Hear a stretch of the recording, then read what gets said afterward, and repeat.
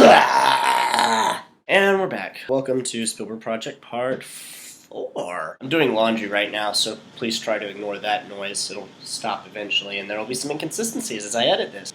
Today we'll be talking about a movie called Duel, released in 1971 on television. It is Spielberg's second full-length movie. There is some other TV show called The Name of the Game, apparently. I looked up on Wiki to try and find out stuff about it. It actually says on the Wiki article, this has never been released inside of a home video format, so I don't think anyone has it. It was Spielberg's first really critically acclaimed thing. It was an episode of this TV show which was like Columbo in that they were full length, almost 2 hours long, and he did one that was set in like a dystopian future or something like that, and everyone really kind of went nuts for it, and that set Spielberg apart as a rising star in the directing world. Then Universal gave him Duel, a made-for-TV movie about a man who's harassed by a trucker. It was very popular when it was first released, and they released it in Europe on TV, and got a lot of critical acclaim, so Universal actually had them lengthen it a little bit over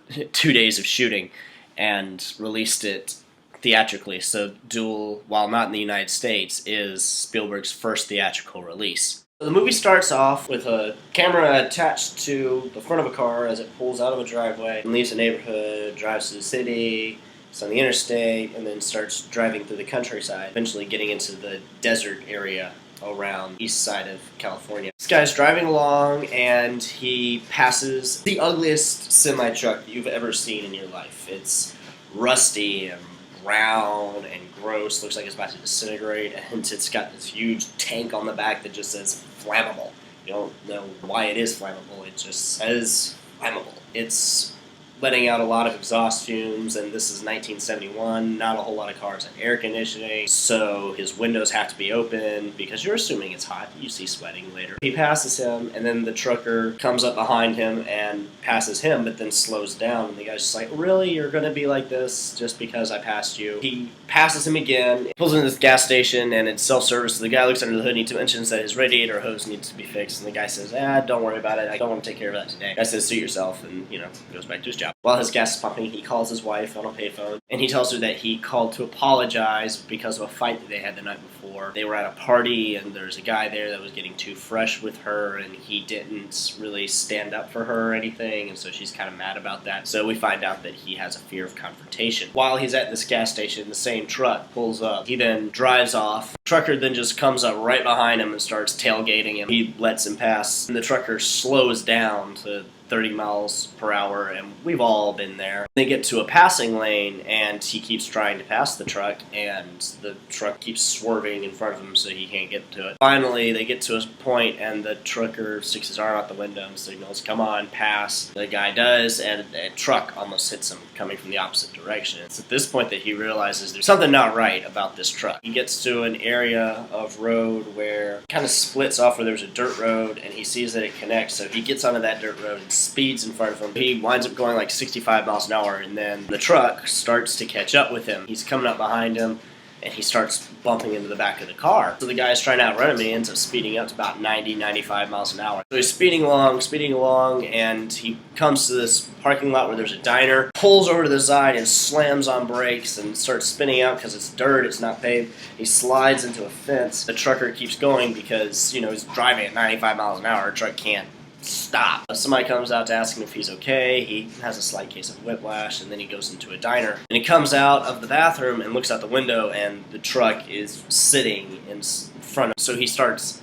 eyeing the patrons, trying to figure out, okay, somebody in here is the guy who just tried to kill me several times. Eventually finds one guy that he thinks is the right guy, because earlier at the gas station he saw his boots. The boots look the same, so he kind of picks a fight with this guy, and the guy ends up beating up on him. Both of them get tossed out of the restaurant, and then when the guy goes to a different truck, he realizes that it's not him. Then the bad truck starts up and drives off. The truck's gone now, so he assumes, alright, I'm safe. He comes to this spot right in front of a tunnel where a school bus was broken down, and the bus driver asks him to give him a push. This was in the days before the automatic was prevalent, so all you had to do if your car wouldn't start is just get it moving forward and put it in gear, and it would start turning. As long as there's nothing wrong with your distributor, which something was wrong with my distributor, so that didn't work. Stupid. officers. We'll come to that later, insights into my personal life. The car he's driving is a Plymouth Valiant, and it's got those little hooky things up in the front, kind of looks like this. So he's pushing on the bus, and it won't go. It's too heavy.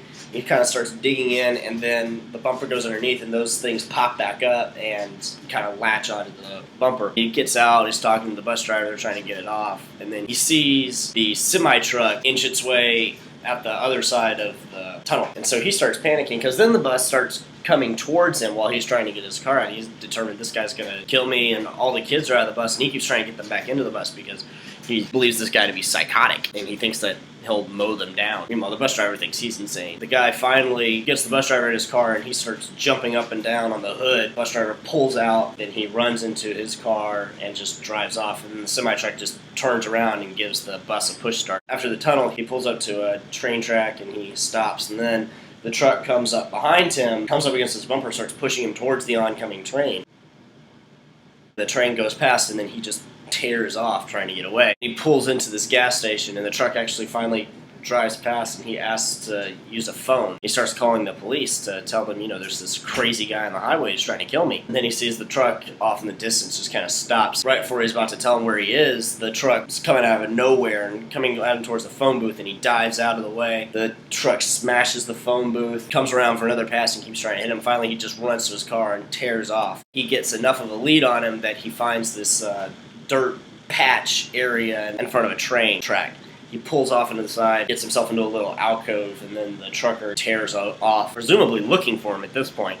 And the guy decides he's just going to wait there for about an hour. The train comes by and wakes him up, and he starts driving off. He's going at about 65, 70 miles an hour, and then he comes around this corner, and he slams on brakes, kind of skids to the side, and he sees the truck just waiting for him by the side of the road. Kind of waits for a little bit, a couple of cars go past, the trucker doesn't do anything.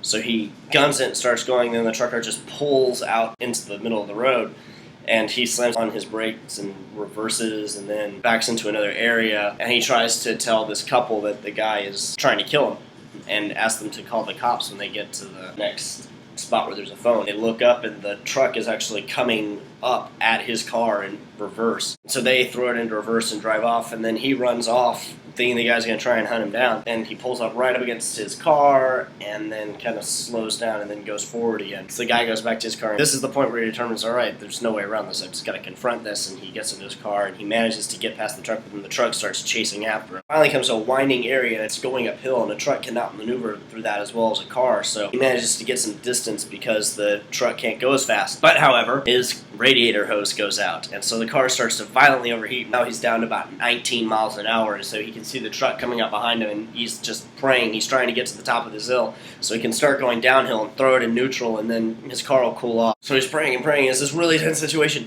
and then he finally gets to the crest of the hill right when the truck's about to get him, and then he starts rolling down. He throws it into neutral. He just starts rolling down, and it's still windy, so the truck can't quite keep up because it doesn't want to ride the brakes the whole way because that's just bad. He comes to this spot where he kind of loses control because it's the dirt road, and he slams into the side of this rock wall, essentially. He sees a truck coming pretty fast, and he's trying to start the car, and he finally gets it, and then he tears off right before the truck would get to him. He pulls off to the side road and starts driving. The truck follows him, and he realizes that he's coming up to the top of a cliff, and he positions himself to where he's got his tail in towards the cliff, and he's facing where the truck's going to come, and the truck comes after him, and he guns it, goes straight for the trucker. Right when he's about to get hit, he dives out of the car hits the truck, flames go everywhere, there's fire coming in front of the windshield, he can't see anything, and he goes over the cliff. It's very disappointing because the back of that truck says flammable, and it doesn't explode. You just really expect that to happen, and it doesn't. Very annoying. Evil truck is defeated, and the guy is now safe, except for the fact that he's now stranded in the middle of the desert, essentially, so you really don't know how he gets out of that. And the final shot is him breathing a sigh of relief and sitting next to the ledge as the sun goes down. Pretty exciting movie.